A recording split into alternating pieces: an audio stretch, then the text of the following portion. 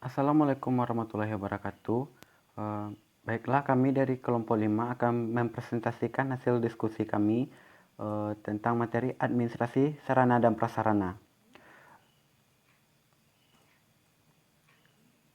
Kami beranggotakan 4 orang, yaitu Jody Hardika, Evan Aufar, Dinda Karina Ishak, yang keempat Zulfi Ahmad.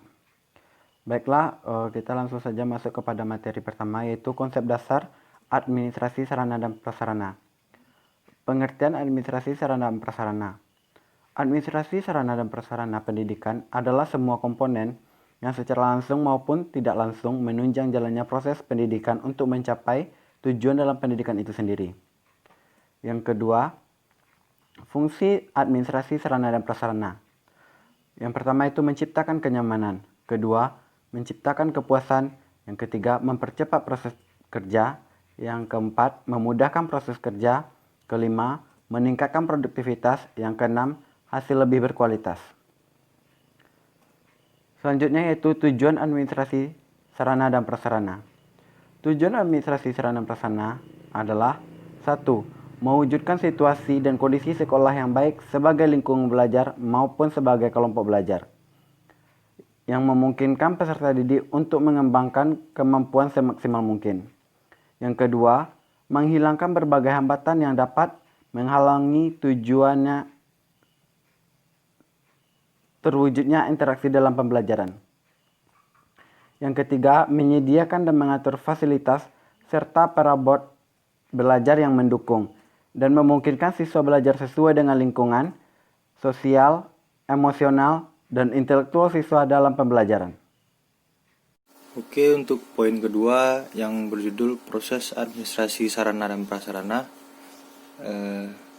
yang diketerangi di sini oleh menurut Sujipto tahun 1993, aktivitas administrasi dalam bidang sarana dan prasarana pendidikan meliputi perencanaan, pengadaan, investasi, penyaluran pemanfaatan, dan pemeliharaan, penghapusan, dan pengawasan sarana dan prasarana pendidikan.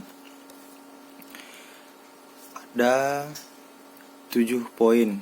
Poin pertama yaitu perencanaan. Perencanaan sarana dan prasarana pendidikan merupakan suatu proses analisis dan penetapan kebutuhan yang diperlukan dalam proses pembelajaran sehingga muncullah istilah kebutuhan yang diperlukan atau kebutuhan primer dan kebutuhan yang menunjang. Poin yang kedua, pengadaan. Pengadaan adalah semua kegiatan penyediaan sarana dan prasarana untuk menjunjung pelaksanaan tugas. Yang poin ketiga adalah investasi. Pengadaan semua sarana dan prasarana kantor memerlukan biaya yang cukup tinggi, termasuk semua kegiatan yang berkaitan dengan pengelolaannya. Untuk itu diperlukan kegiatan investasi. Poin yang keempat, penyaluran. Penyaluran merupakan kegiatan yang menyangkut pemindahan barang dan tanggung jawab dari instansi yang satu kepada instansi yang lain. Kegiatan penyaluran barang meliputi 3 bagian, yaitu penyusunan alokasi, yang kedua pengiriman barang, yang ketiga penyerahan barang. Poin yang kelima adalah pemanfaatan dan pemeliharaan. Pemeliharaan adalah kegiatan terus-menerus untuk mengusahakan agar barang atau bahan kantor tetap dalam keadaan baik atau siap untuk dipakai. Sejenis mungkin itu printer dan komputer, seperti itu. Poin keenam, penghapusan. Penghapusan merupakan suatu proses kegiatan yang bertujuan untuk mengeluarkan atau menghilangkan barang-barang milik negara dari daftar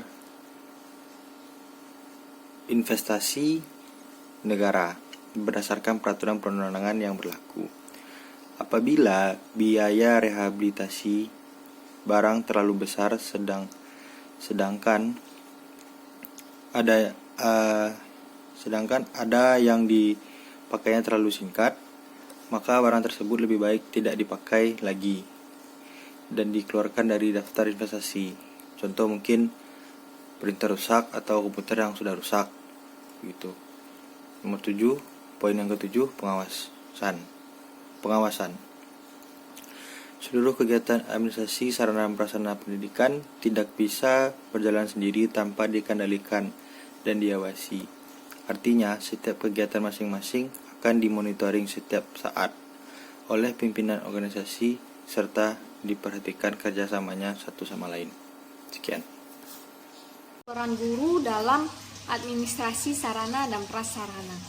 Kebijakan pemerintah tentang pengelolaan sarana dan prasarana sekolah tertuang dalam Undang-Undang Nomor 20 Tahun 2003 tentang Sisdiknas pasal 45 ayat 1, yaitu setiap satuan pendidikan formal dan non-formal menyediakan sarana dan prasarana yang memenuhi keperluan pendidikan sesuai dengan pertumbuhan dan perkembangan potensi fisik, kecerdasan intelektual, emosional, sosial, dan kejiwaan peserta didik. Peran guru dalam administrasi sarana dan prasarana sekolah.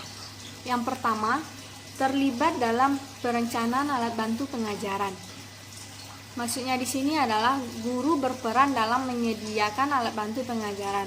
Misalnya dalam mata pelajaran biologi, guru menyediakan mikroskop sebagai alat bantu pengajaran yang digunakan oleh siswa sebagai praktek atau sebagai alat penunjang pembelajaran. Yang kedua, terlibat dalam pemanfaatan dan pemeliharaan alat bantu pengajaran yang digunakan guru. Nah, maksud dari yang kedua ini, guru dapat memanfaatkan alat bantu pengajaran yang telah disediakan dan guru berperan penting dalam menjaga alat bantu pengajaran yang telah disediakan. Yang ketiga, pengawasan dalam penggunaan alat praktek oleh siswa. Maksudnya di sini, guru berperan untuk mengawasi atau melakukan pengawasan terhadap alat bantu pengajaran yang sedang digunakan oleh siswa agar tidak terjadi kerusakan.